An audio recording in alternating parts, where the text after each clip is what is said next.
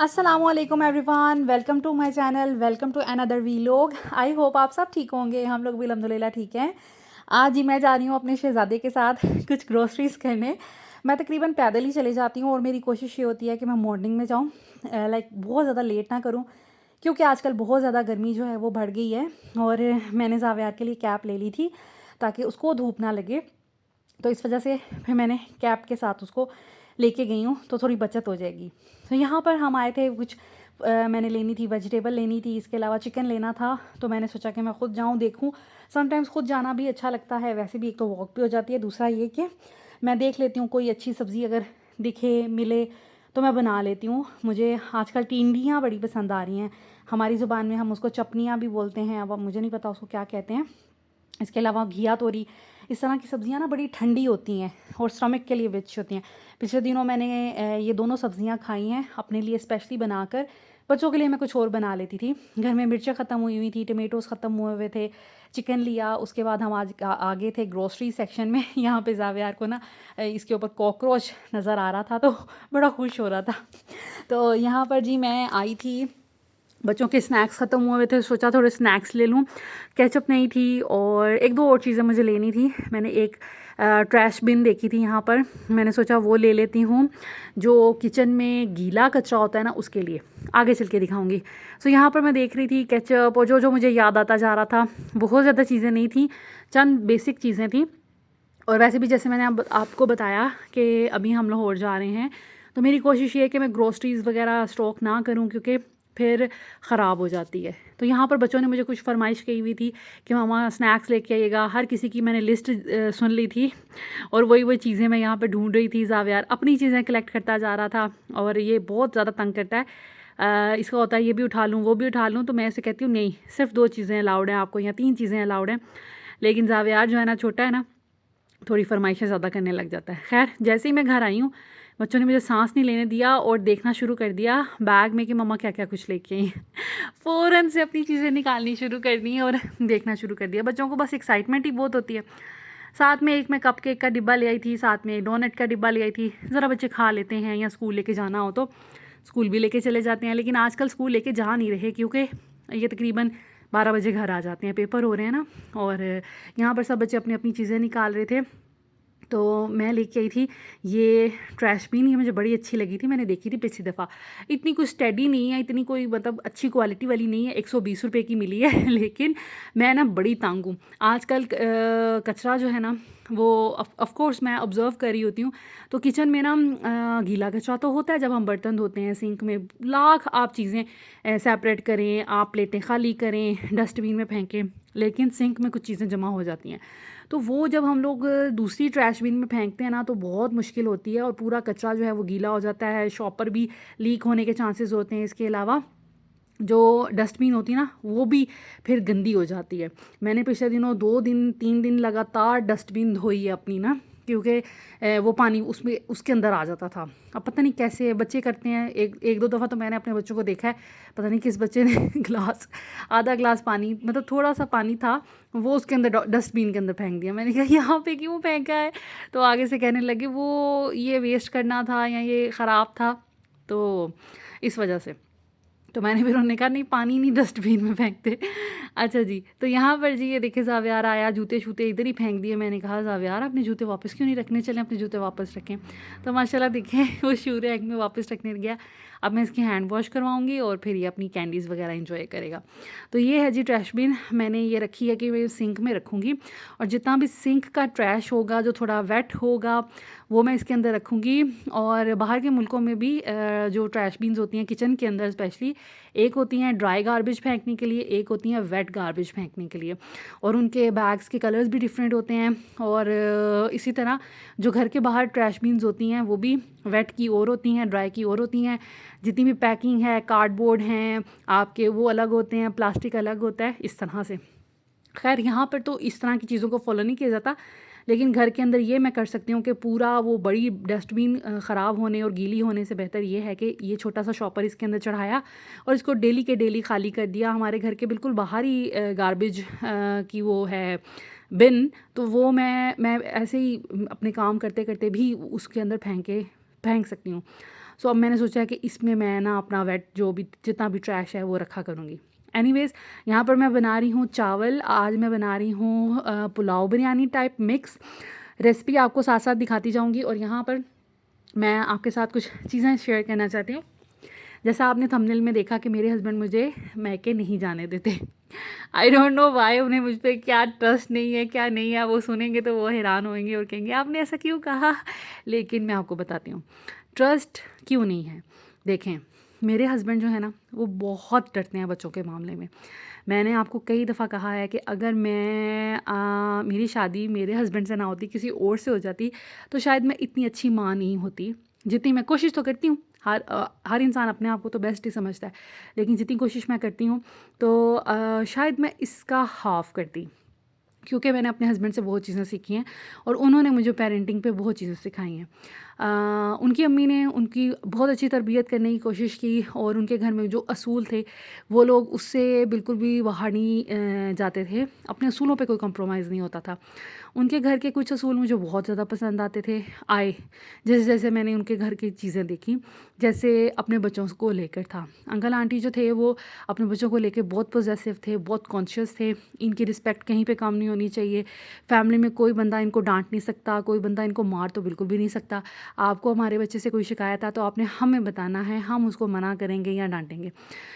बच्चे को किसी चीज़ से डराना नहीं है, जिन, भूत, बला या कोई अंकल या कोई आंटी, किसी से नहीं। बच्चों को डर होना चाहिए तो वो पेरेंट्स का होना चाहिए। तो इस तरह की बहुत सी चीज़ें मैंने उनसे सीखी और मेरे हस्बैंड ने मुझे सिखाई। तो जहाँ तक बात है अम्मी के घर जाने की, तो मेरे ना हस्बैंड बहुत डरते हैं। आपने अक्सर मुझे कहा कि जी आपने हुसैन भाई को रखा हुआ है, एक जवान बंदा है, आपके साथ रहता है और आपके जी घर में आपके हस्बैंड नहीं हैं, तो आप कैसे मैनेज करती हैं, दिस एंड दैट। बहुत ऐसे कमेंट्स आते हैं। फ़र्स्ट ऑफ़ ऑल, ये इस्लामाबाद है। इस्लामाबाद में खानसामा वाला कॉन्सेप्ट बहुत ज़्यादा, या बटलर कह लें या आप कह लें कि हाउस हेल्प में सर्वेंट, उसका वो ट्रेंड है। मैं जहाँ पिछले घर में रहती थी, पूरी गली में सारे मेल सर्वेंट्स थे। घर में, उन घरों में औरतें भी थीं ऑफ़ कोर्स, बहुएँ भी थीं, बेटियाँ भी थीं, लेकिन वहाँ पर मर्द काम कर रहे थे। यहाँ पर ज़्यादातर लोग आर्मी से बिलॉन्ग करते हैं और आर्मी में दिए जाते हैं बटलर्स, सर्वेंट्स आपको दिए जाते हैं गवर्नमेंट की तरफ से, या पता नहीं, खैर दिए जाते हैं मेरा ख़्याल है। तो इन लोगों का ना ये ट्रेंड है और इन लोगों को आदत है खानसामा से काम कराने की, जो इनके किचन में भी काम कर रहे होते हैं, घरों में भी काम कर रहे होते हैं। तो यहाँ पर बहुत अवेलेबल है, यहाँ पर मेड्स कम अवेलेबल हैं, बच्चियाँ यहाँ पे नहीं मिलती ऑल टाइम के लिए। हाँ, आने जाने वाली मिल जाती हैं, लेकिन मर्द लड़के बहुत अवेलेबल हैं, या मर्द कह लें। दूसरी ये बात कि यहाँ पर एक तो कल्चर हो गया ना, एक जगह का एक कल्चर ही सेट हो जाता है, तो उस वहाँ के लोगों को वो चीज़ फिर नॉर्मल लगती है। बल्कि मेरे घर वहाँ पर बच्ची हुआ करती थी, तो नेबरहुड में मुझे ऐसा लगता था कि लोगों को हैरानी होती है कि बच्ची रखी हुई है। उसके बाद ये होता था कि हमने अपने घर में कैमरास रखे हुए हैं और मैं ख़ुद भी एक बहुत अलर्ट पर्सन हूँ। मैं कोई भोंगी टाइप पर्सन नहीं हूँ कि कोई भी कुछ भी कर ले और मुझे पता ना चले। मुझे हर चीज़ पता होती है, इवन ये भी पता होता है कि मैंने कुशन किस तरह सेट किया था और ये किस तरह किसी ने हिलाया है कि नहीं हिलाया हो।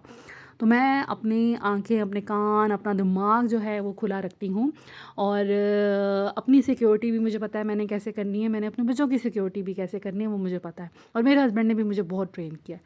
इसके अलावा मैं इवन सेल्फ़ डिफेंस के बारे में भी बहुत कुछ सोचती हूँ। खैर वो एक अलग टॉपिक है, उसके बारे में फिर कभी बात करेंगे। कहने का मकसद ये है कि मेरे हस्बैंड ने मुझे शुरू से बहुत डराया है कि बच्चे घूमने नहीं चाहिए, बच्चों को चोट नहीं लगनी चाहिए, घर में कोई पेंसिलें नहीं मुझे दिखें, घर में कोई मुझे टूल्स नहीं दिखें, मुझे नुकीली चीज़ें नहीं दिखें, गरम चीज़ कभी फ्लोर पे नहीं रखनी। बहुत सी चीज़ें ऐसी हैं जो मेरे हस्बैंड ने मुझे बताई हैं कि सिक्योरिटी के पर्पज़ से, और जो चीज़ें हमें नॉर्मल लग रही होती थी उनको नॉर्मल नहीं लग रही होती थी। इस वजह से मैं कहीं भी जाती हूँ ना तो उनको ये बहुत डर होता है। मैं कहीं शादी पे भी जाऊँ ना तो वो मुझे कह देते हैं कि बच्चों को मेरे पास छोड़ दें, मतलब जेंट्स साइड पे। अगर तो हम इकट्ठे हों तो बच्चों को लेके वो बैठते हैं, अगर हम सेपरेट हैं तो उनकी कोशिश ज़्यादातर यही होती है कि जेंट साइड पे मैं बच्चों को लेके बैठ जाऊंगा, क्योंकि ये ना हो कि आप औरत हैं, आप गॉसिप में बिज़ी हो जाएं, आप शादी की एक्साइटमेंट में, तस्वीरें खींचने में या फिर वीडियोस बनाने में आप मसरूफ़ हो जाएं, तो बच्चों से नज़र इधर उधर हो जाए। हालांकि जब से मेरी इनके साथ शादी हुई है और जब आपको पता हो कि आपका लाइफ पार्टनर को एक चीज़ पे वो कंप्रोमाइज़ नहीं कर सकता, तो फिर आपका सांस हर वक्त ना खुश्क ही रहता है। तो मेरा भी हर वक्त खुश्क रहता है। सो मैंने बहुत अपने आप को ट्रेन किया है इनकी एक्सपेक्टेशंस पे पूरा उतरने के लिए। और जब भी मैं लाहौर जाती हूँ ना, इनको डर ही लगा रहता है कि आपने इन्होंने मेरे लिए बड़े असूल बनाए हुए हैं लाहौर जाने के लिए। फ़र्स्ट ऑफ़ ऑल, बच्चे मामा के साथ पैदल कहीं नहीं जाएंगे। ऐसा ना हो कि मामा, क्योंकि थोड़ी अब उनकी एज होगी है, वो इतनी एक्टिव नहीं है, बच्चे अचानक से भागना शुरू हो जाएँ, हाथ छुड़ा कर भाग जाएँ, तो आंटी उनको कैसे काबू करेंगी। तो बच्चे आंटी के साथ पैदल कहीं नहीं जाएंगे। अंकल के साथ बाइक पे जाना है तो सिर्फ जावियार ने जाना है, वो आगे बैठकर। और बाइक पे बैठना हमें किसी के साथ अलाउ नहीं है, मेरे भाइयों के साथ, और ना ही मेरे हस्बैंड के अब्बू के साथ, और ना ही किसी और के साथ। लाइक बाइक पे बैठने वाला कॉन्सेप्ट नहीं है। वो बहुत डरते हैं कि बच्चे गिर ना जाएं, कोई एक्सीडेंट ना हो जाए। इसके अलावा मामा को नेबरहुड में बच्चे लेके जाने की इजाज़त नहीं है कि ये ना हो कि आंटी गॉसिप में बिज़ी हो जाएं और बच्चे कभी सीढ़ियाँ डेंजरस हो सकती हैं, सीढ़ियों से गिर सकते हैं, दरवाज़ा खोल के बाहर निकल सकते हैं, कुछ भी हो सकता है। तो इसलिए ये अलाउड नहीं है। तो इस तरह की बहुत सी चीज़ें अलाउड नहीं हैं। और जब भी मैं मैके जाती हूँ, मेरे हस्बैंड की कोशिश ये होती है कि जितने दिन मैं वहाँ पर रहूँ, ये मेरे साथ रहें। और अगर कभी मैंने लॉन्ग स्टे करना भी हो तो इनकी जान खुश्क रहती है। ये मुझे बाज़ार में नहीं जाने देते कि घर छोड़ कर आप बच्चों को बाज़ार जाएंगी, बच्चे इतनी देर क्या करेंगे। और ये ना हो कि आंटी के मोहल्ले से कोई औरत आ जाए और आंटी बातों में बिज़ी हो जाए और बच्चे कुछ ना कुछ गड़बड़ कर लें। तो ऐसी बहुत सी चीज़ें होती हैं। हालांकि मेरी अम्मी बहुत बच्चों की केयर करती हैं और जब यहाँ पे भी आती हैं वो बहुत केयर करती हैं। लेकिन बस मेरे हस्बैंड को एक ख़ौफ़ है, और वो मुझसे सुबह भी बात यही कर रहे थे, कह रहे थे कि मुझे बस ख़ौफ़ है। और अच्छा है ख़ौफ़ में रहना। कभी कभी ना ख़ौफ़ में रहना बहुत अच्छा होता है, क्योंकि इंसान ख़ौफ़ में रहते हुए बहुत से प्रिकॉशंस को सोच के रखता है कि मैंने इस सिचुएशन में क्या करना है, मैंने उस सिचुएशन में क्या करना है, अगर मैंने सर्वाइवल अपना मुझे करना पड़ जाए तो मैंने क्या क्या चीज़ें करनी हैं, अगर मुझे ये करना पड़ जाए तो मुझे क्या करना है। तो मतलब कभी कभी ख़ौफ़ भी बहुत अच्छी चीज़ होती है। उसमें आप बहुत से सिनेरियो सोच लेते हैं और बहुत से सिनेरियोज़ में आपने कैसे एक्ट करना है आप सोच लेते हैं।